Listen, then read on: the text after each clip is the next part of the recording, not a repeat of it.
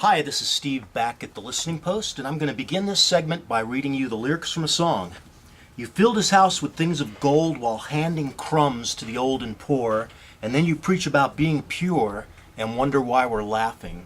Now that might sound like something that just came out of the Occupy Wall Street movement last summer. Those are actually the lyrics to a song that were written in 1969. It's called From Here to There Eventually, off an album called Monster by a band called Steppenwolf.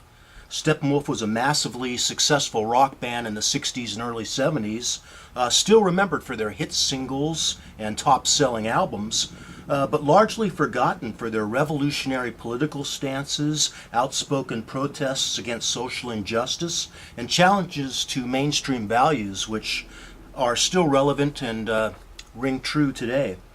Steppenwolf was led by a very charismatic frontman named John Kay. He was born in 1944 in East Germany. His father died fighting the Russians during World War II a month before he was born. When he was 4 years old, he escaped with his mother to West Germany, where he began learning English and developing an appreciation for American music, listening to the Armed Forces radio. In 1958, when he was a teenager, he immigrated with his mother and stepfather to Canada and began learning folk and blues guitar.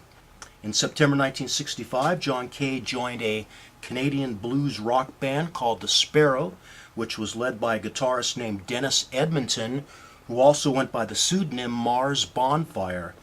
Dennis Edmonton wrote the song Born to be Wild, which would become Steppenwolf's biggest hit.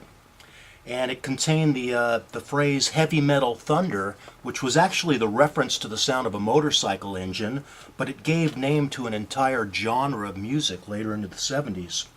The Sparrow also included basically the core lineup for Steppenwolf.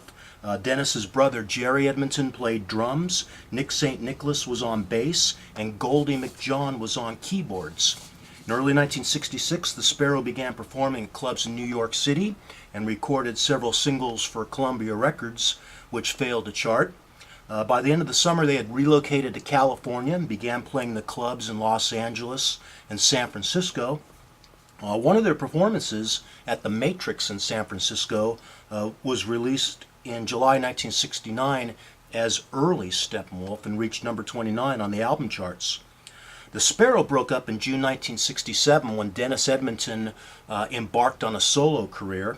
He was replaced on guitar by Michael Monarch, at which point the group signed a contract with ABC Dunhill Records and changed their name to Steppenwolf at the suggestion of their producer Gabriel Meckler.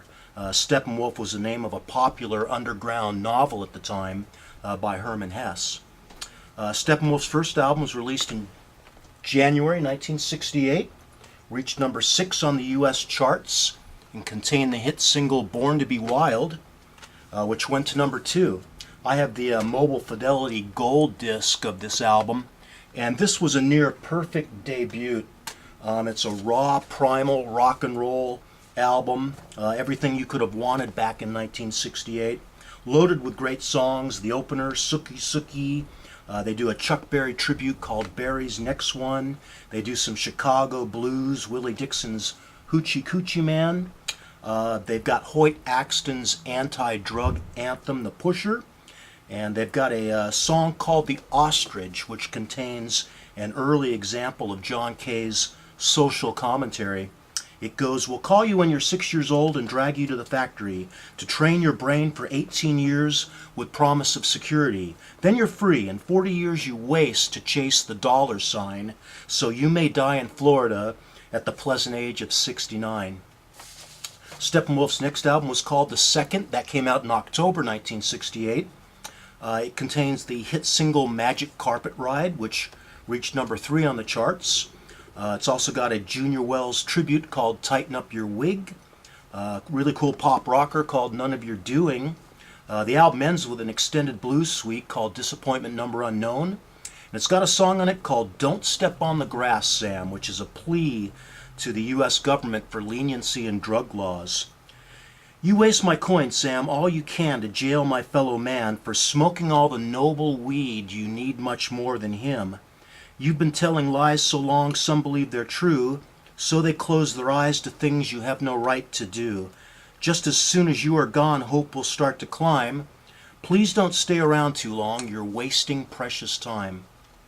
Steppenwolf's third album was called At Your Birthday. That came out in March 1969, reached number 7 on the charts. Contained the hit single Rock Me, which has a really great extended bridge at the end. It's got another single I really like called It's Never Too Late, which encourages its listeners to take stock of their lives and move in a more positive direction. It's got a song that was an FM staple for years called Jupiter's Child. And it's got a song on it called Chicken Wolf, where John Kay mocks the hypocrisy of the military. You come in here telling me how proud you are. Some clown just handed you a shiny little silver star. You say over there the men are brave, while the chickens stay away 'cause they're all too much afraid to fight for something they should believe in. I'm sorry, friend, you've got it backwards. I've got a lot of these Steppenwolf songs on an album called Steppenwolf Gold, which is a good way to get their material. It's all been 24-bit remastered, and some of their albums could be a little bit uneven. Back in the 60s, bands were encouraged to pump out 2 albums a year, and John Kay had to share the songwriting load with Jerry Edmonton, the drummer, and also Gabriel Meckler, the producer, helped write some of the songs.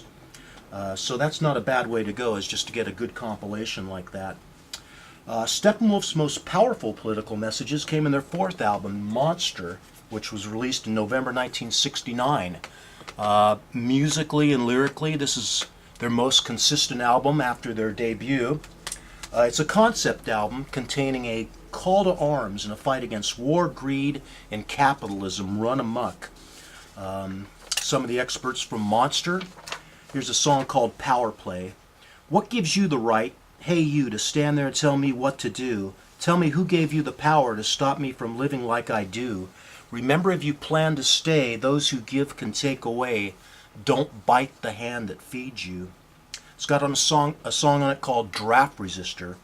Here's to all the draft resistors who will fight for sanity when they march them off to prison in this land of liberty.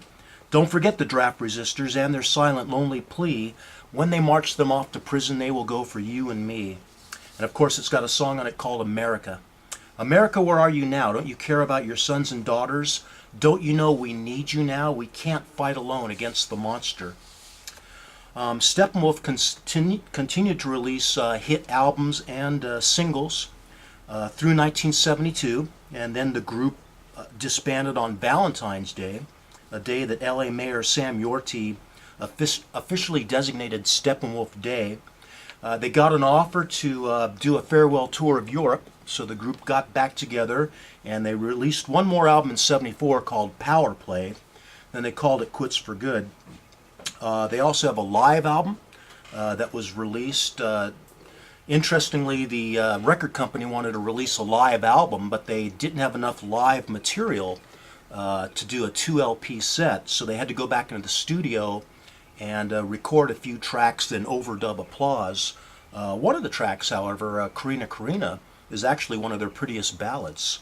And they also do a really nice version of Monster on the live album. At last count, their worldwide record sales have exceeded 25 million units. Their songs have been licensed for use in approximately 50 motion pictures and a greater number of television commercials. 2 of their songs were included in the film Easy Rider, Born to be Wild and The Pusher, which came out in 1969. That contributed to their popularity.